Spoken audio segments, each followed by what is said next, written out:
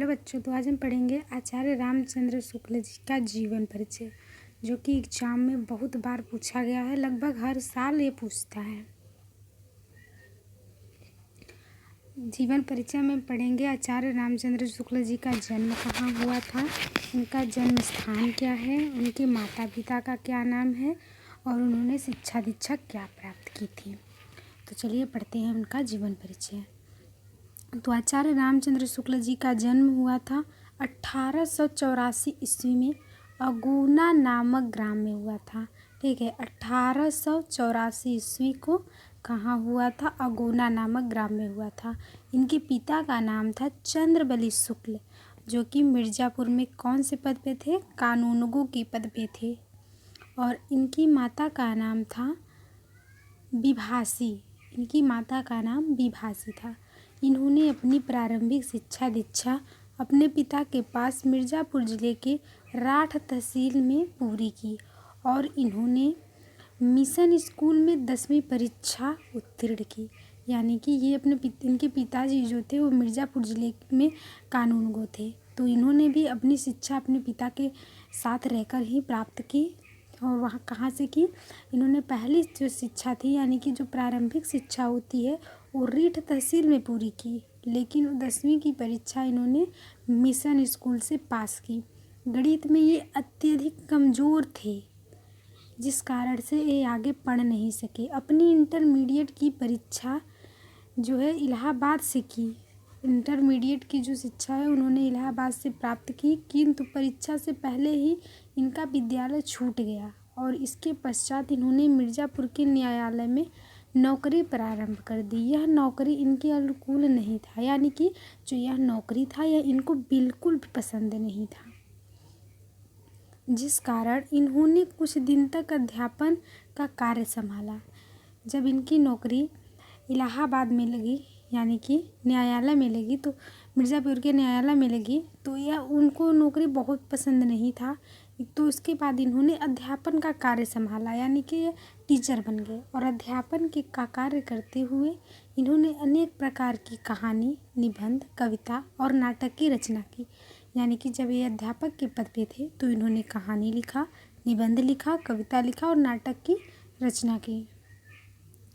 इनकी विद्वानता से प्रभावित होकर इन्हें हिंदी शब्द सागर के संपादक कार्य में सहयोग के लिए श्याम सुंदर दास जी द्वारा काशी नगरी प्रचारकी सभा में सम्मान बुलाया गया। ठीक है, जो इनकी विद्वानता से प्रभावित होकर, यानी कि ये वैसे ही गणित में कमज़ोर थे मगर हिंदी में कमज़ोर नहीं थे। हिंदी शब्द सागर के संपादन कार्य में सहयोग के लिए श्याम सुंदर दास जी थे, वो काशी नगरी प्रचारिका सभा में इनको सम्मान के लिए बुलाए और इन्होंने 19 वर्ष तक काशी नगरी प्रचारिणी पत्रिका का संपादन भी किया।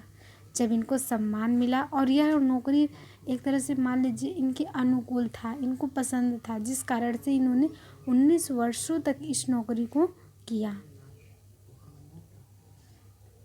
और स्वाभिमानी और गंभीर प्रकृति का, यानी कि ये बहुत ही स्वाभिमानी थे और गंभीर प्रकृति के थे। और हिंदी का यह दिग्गज साहित्यकार सन 1941 ईस्वी को स्वर्गवासी हो गया, यानी कि सन 1941 को इनका निधन हो गया। शुक्ल जी को हिंदी की एक प्रसिद्ध निबंधकार के रूप में जाने जाते हैं। हिंदी साहित्य के क्षेत्र में इन्होंने बहुत बड़ा योगदान दिया। शुक्ल जी ने अत्यंत खोजपूर्ण हिंदी साहित्य का इतिहास लिखा, जिस पर इन्हें हिंदुस्तानी अकादमी से 500 रुपये का पारितोषिक सम्मान मिला। ठीक है, यानी कि पैसे का सम्मान मिला। इसके पश्चात शुक्ल जी ने काशी हिंदू विश्वविद्यालय में प्राध्यापक के पद पर नियुक्ति ली। उसके बाद उन्होंने क्या किया? काशी हिंदू विश्वविद्यालय में प्राध्यापक के पद पर नियुक्ति ली और कुछ समय के बाद वहीं पर हिंदी विभाग के अध्यक्ष के पद पर सुशोभित हुए। अपने निबंधों में अपने करुणा, क्रोध, रहस्यवाद आदि का बहुत ही अनूठा समावेश है, यानी कि उन्होंने उसमें समाहित किया है। देखते हैं इनकी रचनाएं। तो इनकी शुक्ल जी की एक प्रसिद्ध निबंधकार थे अगर आपने जीवन परिचय लिखा है तो वहाँ पे आपको लिखना होता है कि ये साहित्यकार थे, निबंधकार थे, आलोचक थे या क्या थे। या फिर 1 नंबर में ऐसे भी क्वेश्चन कर सकता है कि शुक्ल जी एक प्रसिद्ध निबंधकार थे, मतलब ऊपर लिखिएगा कि यह सही है या गलत। गलत शब्द को चुनिए। इसके बाद आपको 5-6 राइटर्स के नाम दे देगा और बोलेगा कि निबंधकार थे या आलोचक थे, ऐसे पूछ देता है कभी कभी क्वेश्चन। तो शुक्ल जी एक प्रसिद्ध निबंधकार थे, निष्पक्ष आलोचक थे, श्रेष्ठ इतिहासकार थे और सफल संपादक थे। ठीक है, यदि आपको नहीं याद हो रहा है तो आप ऐसे याद कर सकते हैं। आप पहला पहला वर्ड लीजिए, जैसे निबंधकार तो नी श्रेय ऐसे याद कर सकते हैं। और इनका जो निबंध था वह था चिंतामणि और विचार विधि, यानी कि इन्होंने 2 निबंध की रचना की। पहला था चिंतामणि और दूसरा था विचार विधि। और इन्होंने संपादक किसका किया था? इन्होंने संपादक किया था जायसी ग्रंथावली, तुलसी ग्रंथावली, भ्रमर गीत सार, हिंदी शब्द सागर और काशी नगरी प्रचारिणी पत्रिका।